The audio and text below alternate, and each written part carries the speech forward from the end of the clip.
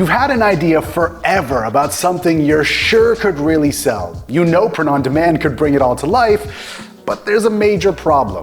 Figuring out the numbers you need to get started is stressful. I'm Talish from Printify, and if your eyes tend to glaze over when it comes to business math, don't worry, you're not alone. So here's a quick guide on how to build a budget for your brand. Working with e-commerce seems like a no-brainer. It's just so easy to get started. Just like any other business, however, there's still a risk of losing money if you're not careful, which is why it's important to have a financial plan. It helps you figure out how much money you need to get started, where you should or shouldn't be spending that money, and how to accurately predict profits and losses in advance. But before getting to those numbers, here's some other things you'll want to include in it as well. Your target research, outlining who your customers are and how you're going to sell to them. Strategies on how you plan to market and advertise your products, and test results for the items you've determined will be more profitable than others. This manages your expectations and gives you clear benchmarks so you know how you're doing. And once you've got all that information down, you can begin building your budget. Building a profit and loss statement for our budget means starting with a gross profit margin. The first thing to understand is that businesses don't run off sales, they run off of gross profit. It's the amount left over after taking the cost of your products out from the sales you make.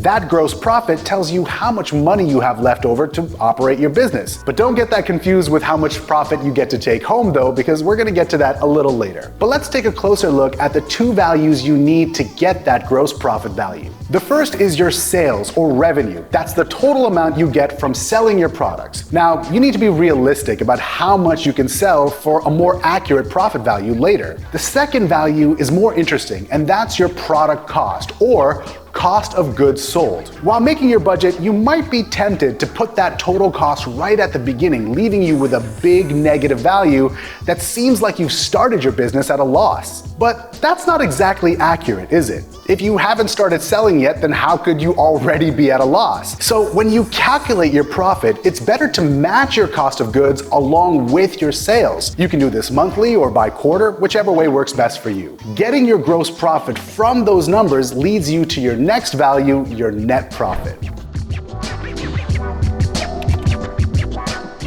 Your net profit is your bottom line, or the amount you get to take home at the end of the day. It's different from your gross profit because it includes other fixed costs like your taxes, website costs, or your ad budget. Basically, all of the things that cost money to run your business. Those expenses have to be deducted from your gross profit to get your net income. Now, a healthy business runs at a net profit which is about 10% of your total costs. It might take a bit to get there, but if you budget well, you definitely will. To be prepared for that, however, it's worth asking yourself a few questions. Are there things you can do to lower that loss for yourself as you run your business? What is the ideal net profit you want to run your business with? Many businesses tend to fail because they don't generate enough revenue to offset the costs. But being realistic about your expectations gives you more achievable goals for your budget and a better chance at being successful with your business.